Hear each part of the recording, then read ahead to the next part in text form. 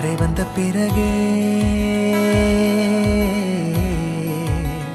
பிடிக்குது கடலை. நரை வந்த பிறகே